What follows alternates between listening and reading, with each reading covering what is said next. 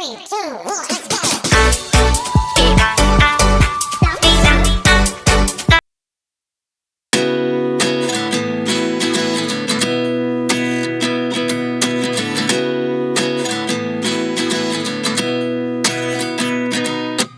At 29 and I find myself wondering what did happen to the last 10. I ran away with my life, fast forward, never turn back again.